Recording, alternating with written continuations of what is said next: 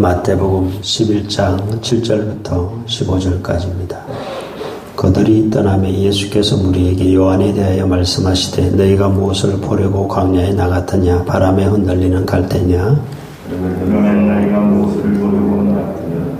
부드러운 옷 입은 사람이냐? 부드러운 옷을 입은 사람들은 왕궁에 있느니라.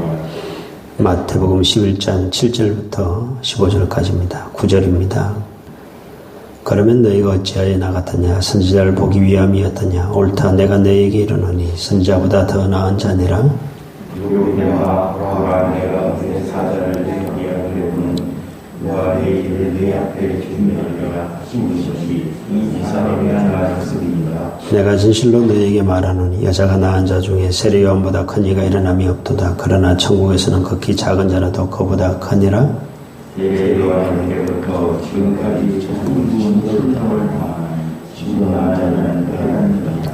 모든 선지자와 율법이 예언한 것은 요한까지니 만일 너희가 즐겨 가르치는데 우리가 하는 엘리야가 곧 있어라. 귀 있는 자는 들을지어다.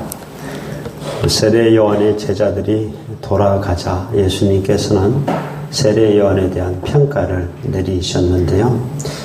무슨 평가를 내리셨는가 하면 선지자보다 더 나은 자, 선지자 중에 가장 큰 자, 여인이 낳은 자 중에 이보다 큰 이가 없다라는 평가를 내리셨습니다. 왜 세례 요한을 선지자 중에 가장 큰 자라고 말씀하셨는가 하면 구약의 모든 선지자들은 메시아를 멀리서 보고 환영했습니다. 멀리서 바라보고 메시아가 오실 것이다라고 예언을 했지만은 그러나 세례 요한은 메시아를 직접 보았잖아요.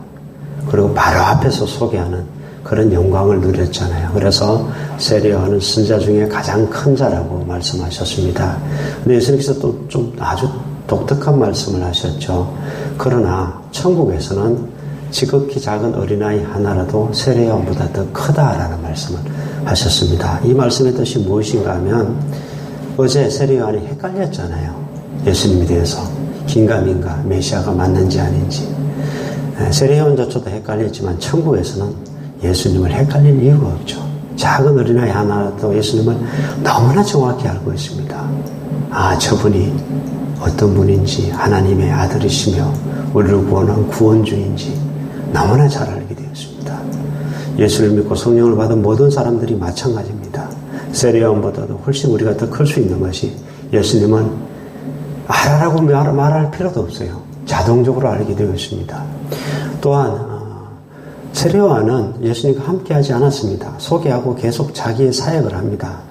백성들을 회개시키는 일을 하고 자신의 제자들 데리고 계속 일을 해나가지만 지금 함께 있는 예수님의 제자들, 그들은 정말 축복된 자입니다. 하나님과 지금 함께 있잖아요. 그리고 천국에서는 어린아이라도 지금 하나님과 함께 있잖아요. 얼마나 축복되고 그들이 바로 세례 요한보다 더 크다라는 예수님의 말씀입니다. 예수님은 또한 율법은 요한의 때까지다 라고 오늘 말씀하셨는데요. 이제 율법의 때는 끝이 나고 복음의 때가 왔다. 자신을 믿음으로 천국 가는 그 복음의 시대가 활짝 열렸다라는 선포를 하셨죠. 그래서 예수님께서 12절에서 이런 말씀을 주셨는데요. 세례 요한의 때로부터 지금까지 천국은 침노를 당하느니 침노하는 자가 빼앗느니라 그랬습니다. 이 말씀의 뜻은 믿으면 구원받는데 왜 안 믿느냐 라는 말씀이고요. 또한 믿으면 천국 가는데 왜 안 믿느냐라는 예수님의 말씀입니다. 예수님이 사실 세례 요한을 평가하신 것 같지만은 사실은 자신을 말씀하신 거예요. 자기가 누구인지, 자기가 뭐하러 왔는지, 세례 요한은 또 뭐하러 왔으며 세례 요한은 어디까지인지 그 이야기를 하신 것입니다. 오늘 예수님께서 세례 요한을 엘리야라고 또 말씀하셨잖아요. 오리라 한 엘리야가 바로 이 사람이다. 엘리야의 역할이 뭡니까? 떠났던 백성들의 마음, 이스라엘 백성들의 마음을 하나님께로 돌이키게 하는, 바알과 아세라에게로 떠나버렸던 그 백성들의 마음을 하나님께로 돌이키게 하는 역할이 엘리야의 역할이었습니다. 세례 요한의 역할은요, 백성들의 마음을 하나님께로 돌이키게 하는, 회개시켜서 돌이키게 하는, 그리고 예수 그리스도에게로, 메시아인 자신에게로 돌이키게 하는 그 역할이 세례 요한의 역할이었기 때문에 바로 오리라 한 엘리야가 이 사람이다라고 말씀하신 것이죠. 그런데 사람들은요, 예수님에게로 돌아오지 않았습니다. 그것이 얼마나 안타까우셨는지 예수님께서 오늘 천국은 침노하는 자가 빼앗는다라는 말씀을 하고 있습니다. 예수님께서 돌아오기만 하면 천국을 얻을 텐데 그러지를 못하고 있다라는 것이죠. 여러분, 예수님께서 하신 율법은 요한의 때까지라는 말씀이 아무것도 필요 없다는 얘기 아닙니까? 율법 필요 없다는 얘기 아닙니까? 노력 필요 없다는 얘기 아닙니까? 자기만 붙들면, 예수님만 붙들면 천국을 얻을 텐데 왜 그러지를 못하느냐라는 말씀입니다. 예수님의 이 말씀은요, 제발 좀 빼앗아줬으면 좋겠다. 아버지가 아들에게 사과를 주고 싶어가지고 사과를 하나 들고 있는데 제발 이거 좀 빼앗아가서 먹어라. 이 이야기가 똑같은 이야기입니다. 여러분, 침노하는 자가 빼앗는다라는 사실은요, 이 누군가가 그것을 지금 쥐고 있다는 얘기 아니에요? 빼앗아라는 얘기는 이것은 하나님이 될 수도 있습니다. 하나님은 우리의 믿음을 때로는 테스트해 보시죠. 시험해 보십니다.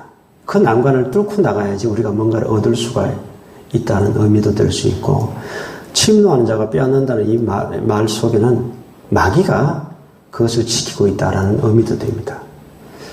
즉, 천국을 얻지 못하도록 마귀는 끊임없이 방해하고 그것을 빼앗지 못하도록 그렇게 한다는 이야기입니다. 그런데 그것을 뚫고 이기고 그것을 빼앗아야 한다라는 의미도 되겠습니다. 마태복음 13장을 보면 예수님께서 천국에 관해서 두 가지 비유를 말씀하셨습니다. 좋은 진주를 구하는 장사와 또 밭에 감추인 보화 비유입니다. 좋은 진주를 구하는 장사는 진주 장사가 있었습니다.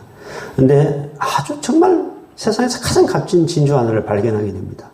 자신의 모든 전 재산, 다른 진주 다 팔아가지고 그 진주를 샀다는 이야기입니다. 밭에 감추인 보화는 소작농이 있었는데 밭을 일구다 보니까 그 속에 아주 값진 보화를 발견하게 됩니다. 자신의 전 재산을 다 팔아서 그 밭을 샀죠. 천국은 그렇게 해야 된다는 얘기입니다. 천국을 얻기 위해서 자기의 모든 것을 다 그렇게 다 바쳐서 다 희생해서 그것을 사듯이 천국을 얻으려고 애쓰는 자가 천국을 얻을 수 있다라는 이야기입니다. 기도도 그런 것 같습니다.